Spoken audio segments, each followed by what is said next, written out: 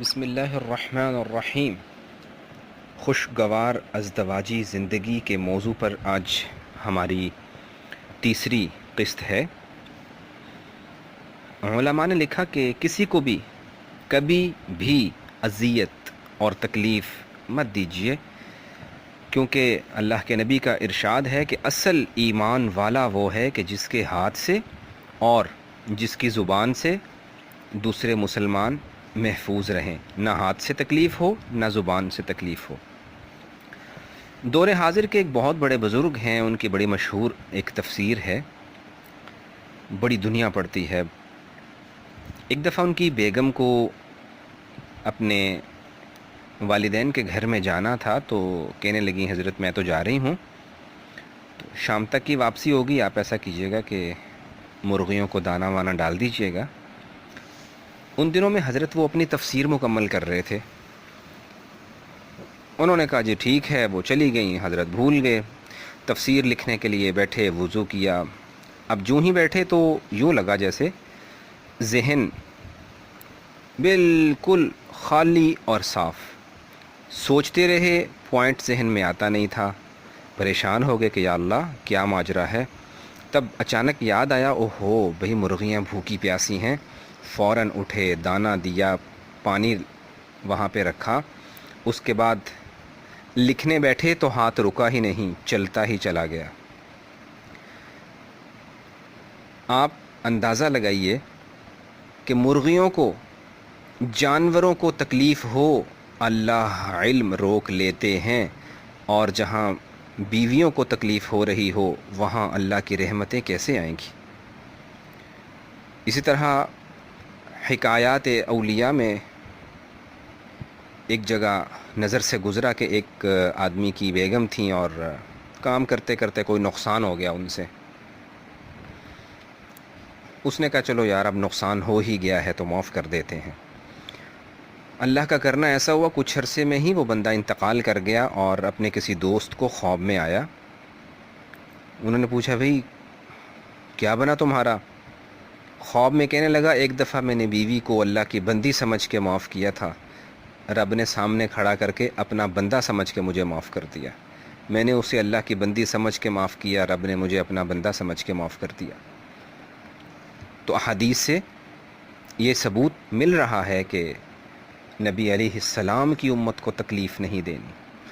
یاد رکھیے چیزیں ہوتی ہیں، انسان ہوتے ہیں۔ ہم چھوٹی چھوٹی سی چیزوں کے بدلے انسانوں کو ذلیل کر کے رکھ دیتے ہیں، اور اس کو نہیں ذلیل کر رہے ہوتے، اس کو اس کی اوقات نہیں یاد دلا رہے ہوتے، ہم اسے بتا رہے ہوتے ہیں کہ ہماری اوقات کیا ہے۔ ایک چیز کے پیچھے ہم اللہ رب العزت کے پیدا کیے ہوئے انسان کی توہین کر کے رکھ دیتے ہیں۔ ہمارا مائنڈ کیا ہے، ہماری سوچ کیا ہے، ہم یہ ظاہر کر رہے ہوتے ہیں۔ تو چیزوں کی وجہ سے انسانوں کو تکلیف نہ دیجیے، برا نہ کہیے۔ نقصان ہوا ہے، اللہ جانی نقصان سے بچائے گا، اور اللہ پاک اور نعمتیں عطا فرما دے گا۔ جس نے پہلے دیا تھا کیا آئندہ روک لے گا؟ وہ اور بھی زیادہ عطا کرے گا۔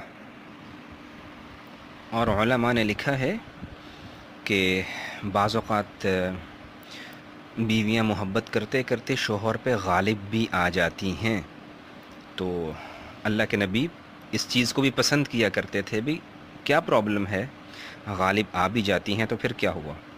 تو حدیث پاک کا مفہوم یوں ہے کہ اگر انسان شریف ہوتا ہے تو یغلب نہ کریمن، تو وہ ایسے شوہر پر ناز و انداز جتاتے ہوئے بیویاں بات منوا ہی لیتی ہیں، اور اگر مرد سخت ظالم ہو، سخت ہو، تو حدیث پاک کا مفہوم یوں ہے کہ پھر کمینہ صفت انسان اونچی بول کے، غصہ کر کے، ہاتھ اٹھا کے ان پہ غالب آ جاتا ہے۔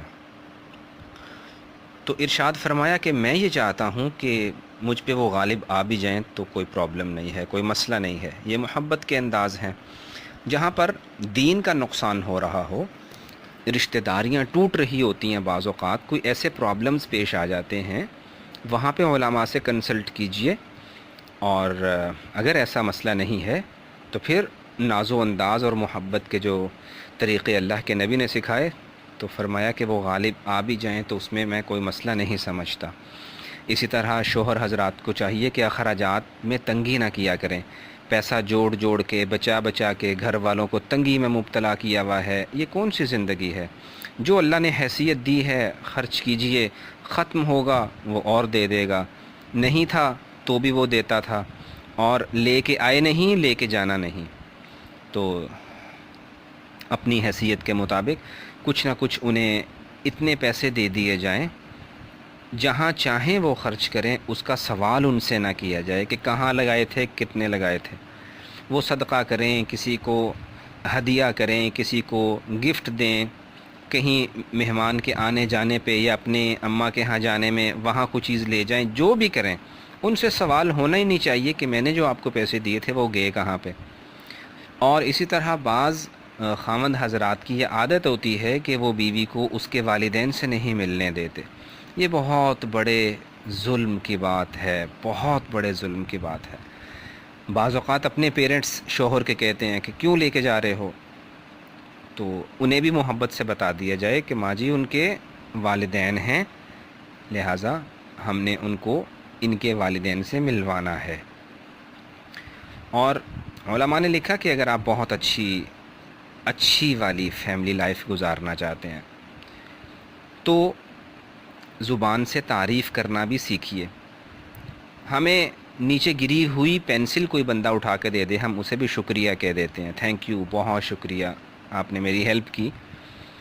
تو جس نے کتنی دیر چولہے کے آگے کھڑے ہو کے سبزیاں کاٹی ہوں گی، گرمی میں کھانا بنایا ہوگا، تو انسان اسے جزاکم اللہ اور تھینک یو، شکریہ کے الفاظ بول دے اور اتنا سا ہی کہہ دے کہ ماشاءاللہ بھی بہت اچھا کھانا بنا ہے، تو اس کا کیا جاتا ہے؟ لیکن ہم لوگوں کے منہ سے تعریف کے یہ دو لفظ بھی نکلنا بڑا مشکل ہے۔ نمک زیادہ ہو جائے، بد کلامی جتنی چاہیں کر لیں، لیکن اگر اچھا پکا ہوا ہو تو اچھے الفاظ سننے میں ہمارے منہ سے نکلتے ہی نہیں ہیں۔ ہم نفرت کے اظہار میں بڑے شیر ہیں اور محبت کے اظہار میں گونگے لوگ ہیں۔